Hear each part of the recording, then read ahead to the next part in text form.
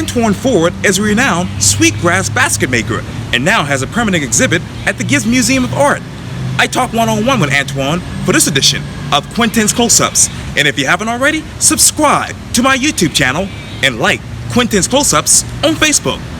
Antwon Ford, welcome to the award-winning Quintin's Close-Ups. Thank you. Thank you for having me here. You're very welcome. Obviously, you are a renowned Sweetgrass basket artist. And from my understanding, I know that you learned the art of Sweetgrass Basketry at the age of 4 by watching your grandmother in her kitchen in Mount Pleasant. Let me ask you this, Antwon. How do you define Sweetgrass Basketry these days? Well, it is a craft that's been practiced for, well over 3,000 years, taking part in the rice culture in West Africa. As for these days, it's something that's still common in Charleston, particularly in Mount Pleasant. But for some reason, as we're moving into the 21st century, although there are still many families that still know how to make sweetgrass baskets, there are still a lot of folks that for some reason do not make sweetgrass baskets.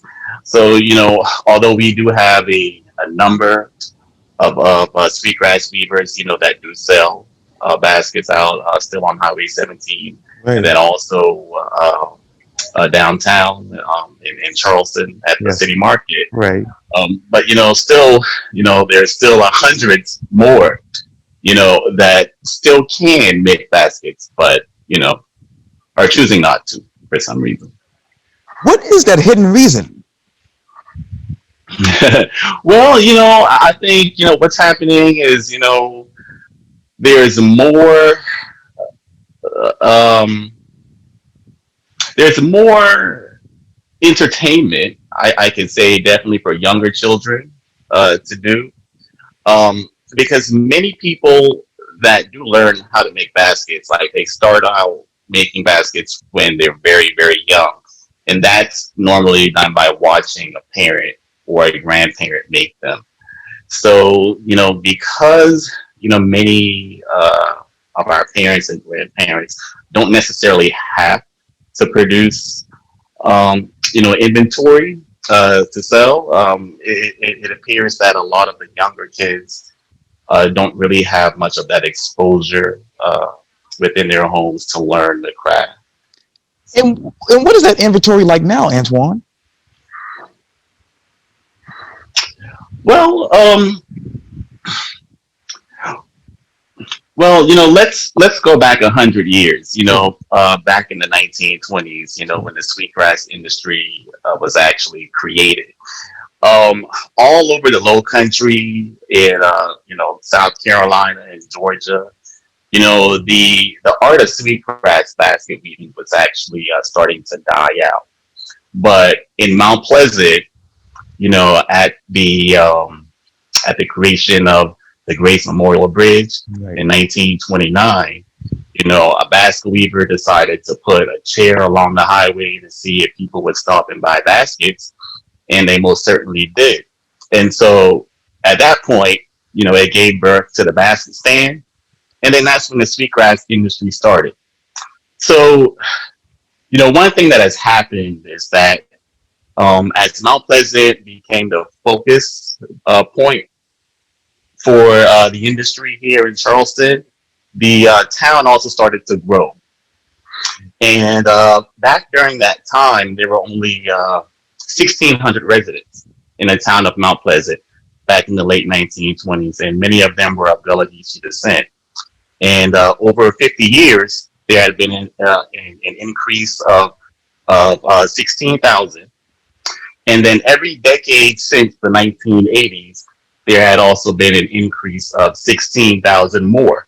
So, what's happening over here in Mount Pleasant is that because the town had experienced, such a rapid development, what happened is that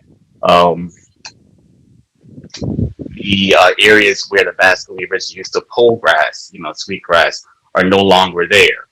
So, we're having suppliers and basket weavers leave the town and also leave the entire Charleston area, actually, heading as far out to Savannah, Georgia, Right. Walterboro, Sure. just to bring grasses back to Mount Pleasant so that the industry can still continue to evolve today.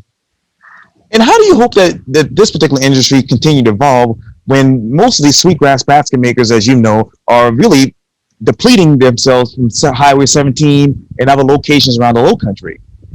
Hmm. Well, it's really more so about getting the children involved again. Because like I said before, it always starts with the children learning how to make baskets at home. One thing about basket weaving is that it requires a lot of patience.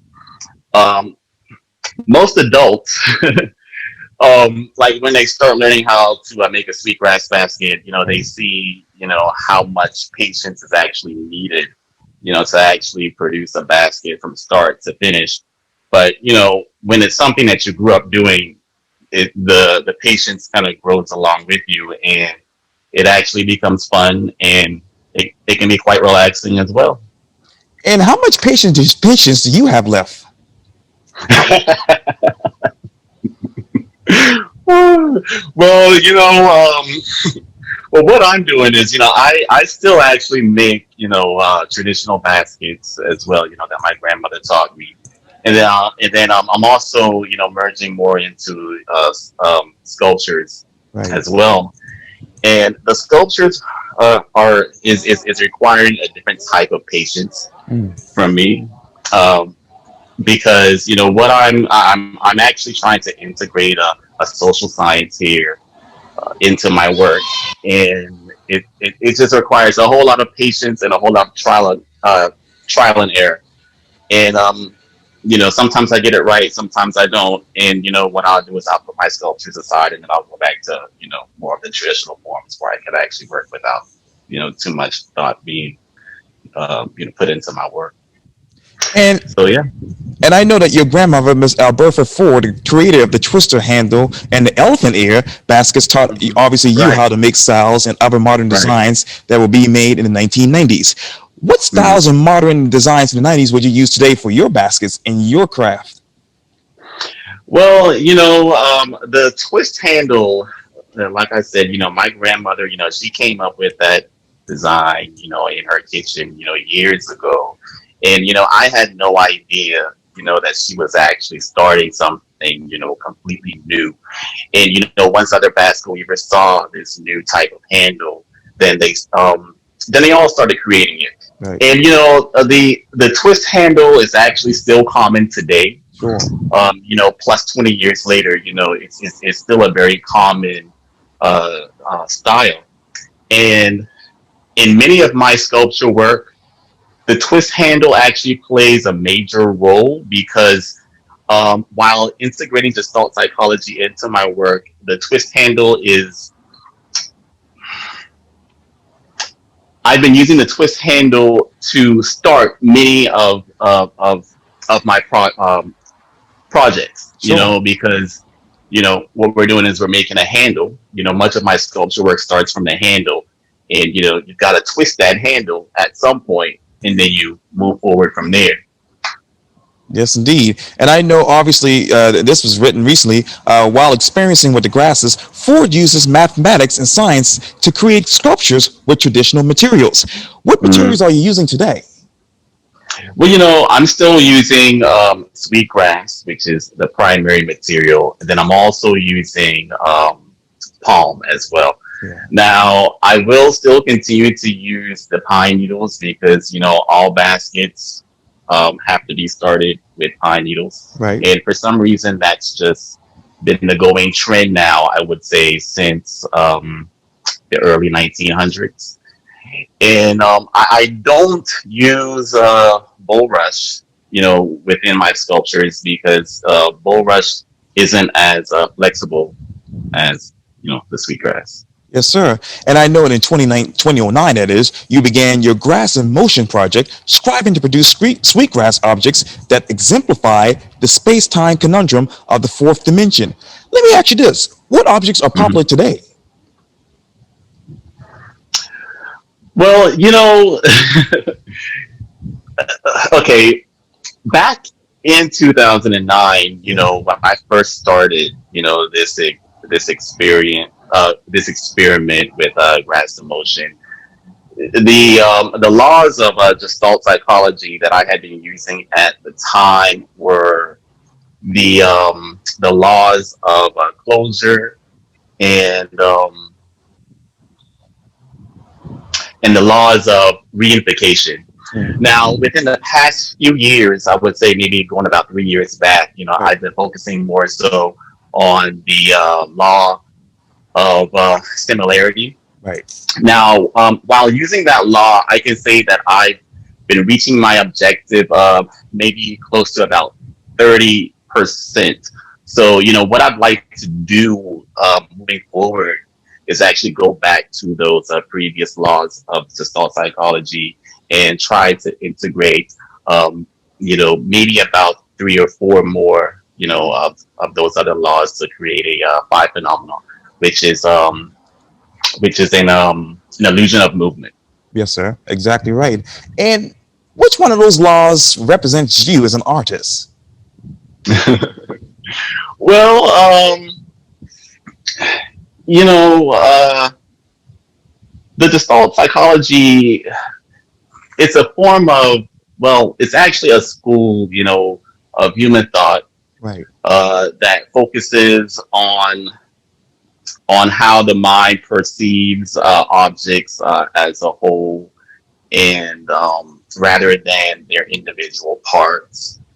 Now, like I said, the law that I have been focusing um, on more recently, the past few years, had been the law of similarity. And as an artist, I started to realize that I can't actually produce that phi phenomena, which is actually a phrase used by the founder of the social science. His name is Max Werkmeyer. So I hadn't been able to create the phi phenomena with that particular law Sure. within the social science. I'd like to use that law while going back into the previous laws that I had been using in my work before, and I think I can get closer to my objective. Now, you did mention the mathematics. Right. um, Once I feel that I could, successfully, design sculptures while using many of these laws of gestalt psychology, one thing I'd like to do is try to merge all of this in with the mathematical concept of what's considered fourth dimension, where we have adjacent space that's adjacent to other 3D spaces that we can see through to the other side. Yeah, and I know that that the patterns and configurations of your work are greatly influenced by the Gestalt of psychology, spatial dimensions, and shadow resulting from direct light. This might be an interesting question, Antoine. I don't know if you can actually answer it, but what patterns and configurations would you use now to describe what's going on in the world today?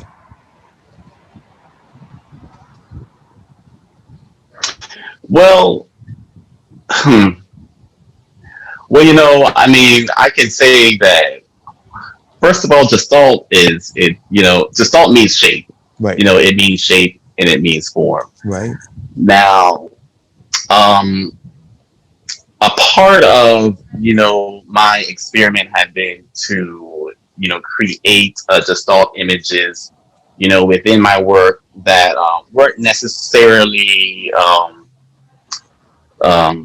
they would be they would be more so hidden as opposed to like right up front. So but as for like what I can do today, I mean it's really more so about creating shape, which is why I want to go back to more of the previous laws that I had been using um, indirectly without even realizing that I was using certain principles against others. And particularly the law of of reunification, I definitely want to bring that law back, where we can like fill in the blank spaces, Right. and then also that law of closure, so like where we can see that this is a circle, or that this is a triangle, or that this is a square. So I want to go back to more of the basic elements, and try to master that, and then I'd like to go back, and then at that point I can go back to creating sculptures that would mimic human expression, Right. and human posture. Exactly. And I know, speaking of which, the creative process, you said this quote, I generally have an idea in mind, but by the time I finished it, it usually looks at it as 70% different than what I would envision. How many ideas have that turned out in that particular way in the past couple of years for you? Oh, it's been like that for all of them. Yeah, it's been that way for all of the sculptures that I've created. And even when it comes down to just like really really modern sweetgrass baskets, Right. it's been that way for every last piece. And that's because when it comes down to um, creating a whole new design, comes about creating a new technique as well. And so a lot of that has to do with trial and error. And speaking of which, what do you create and what are those trials and errors? Hey, hey, Quentin. Yes, sir. And Yeah, sorry about oh, that. oh yeah, no worries. And what exactly are those trials and errors for you when you're creating? You know, um, sometimes I get them right, sometimes I get them wrong, but a lot of it has to do with the bending of the grass. Right. Although sweetgrass is very flexible. Yes. It's just about getting it to turn a certain direction, and to actually keeping it intact, and to keeping the grass flowing within a certain direction. Yes, sir. And you said this too. It's all about movement. Four-dimensional art will likely give you the illusion of movement while still being stationary. What idea is Right. currently moving in your mind right now? Well, it's an idea that's going to take a few years for me, Wow. to get to. And like I said before, that has a lot to do with me successfully integrating all of the laws. Well, not all of them, but many of the laws of gestalt psychology into my work. And the reason why I'm focusing so much on gestalt psychology is because it is according to my research, it is definitely a topic that had been discussed a lot while researching the scientific concepts of what's considered fourth dimension. Yes, sir. And what are those concepts right now? Well, right now I'm still focusing on the scientific concept, which is the movement in time, and the gestalt psychology was the one that stuck out to me the most. Okay. And I feel that I can successfully achieve my objective, if I can successfully integrate many of the laws of the gestalt psychology into my sculpture work. And then at some point, I do believe that they would have that illusion of movement. Yes, sir. And I got to ask you this too, Antoine. But what are the complexities of sweetgrass basketry? Um, well, sweetgrass, there are many people today that will make a sweetgrass basket um, pretty much based on like what's been selling, and I'll do that a lot. myself, which is why I make so many traditional pieces as well, which is why I can't, focus so much on the sculptures as much as I like. So that's why I can only produce, maybe about two or three, sometimes four, within a year, because there is a demand for many of the traditional styles and also many of the classic styles. Like many of the twist handles and also like the classic bread trays. Right. So those are still in demand. So I definitely have to make those for people that are looking to purchase baskets. And right down the street, here at the Gibbs, obviously the Gibbs Museum of Art, you are where Mhm. you used to be an artist in residence. Now you have your own. You're actually a permanent sculpture. You have a permanent exhibit there. Let me ask you this, Antoine. Why are you in demand? Well, I mean, I guess I'm in demand right now because I'm doing something that's a little bit different with a historical craft. Yes, sir. And I'm just focusing on sculptures, and I just like to focus more on the sculptures with with using sweetgrass as a medium and to see what I could achieve, especially when it comes down to creating that illusion of movement. So I think that a lot of people are interested in terms of seeing uh, if I could even reach that objective. And I'm pretty confident that I can. It's just that it's going to take a little more time than I'd like. Yes, But sir. I think I'll definitely get there. And what particular sculpture would you use right now to really craft your future? Hmm. A particular sculpture that I would use right now to craft my future would probably be one of the very first sculptures that I had created, which I started back in 2009, and it was completed in 2011, Wow. and in which it took 2 years to finish. I would work on other pieces, Right. and then I will also come back to that.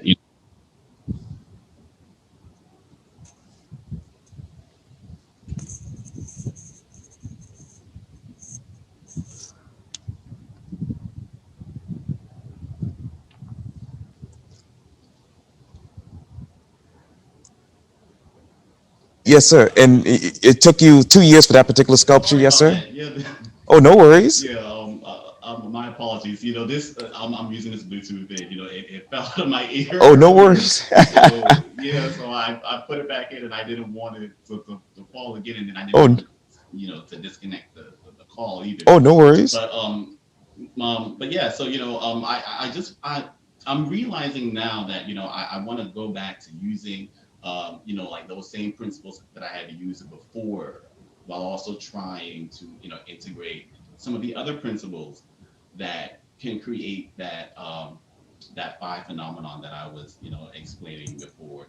You know, as of 2021, I do have a more clear uh, direction, a more clear path that I'd like to follow in terms of creation, rather than just simply allowing the sculptures to do what they're going to do. I think by actually focusing and sticking to the objectives of the particular laws of Gestalt that I'm going to be using, I think that I could get there even sooner than I think. So yeah, so we'll see what happens next year and years to come.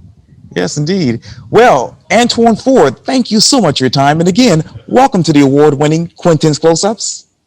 Thank you so much for having me. Oh, Appreciate you're it. very welcome. Anytime.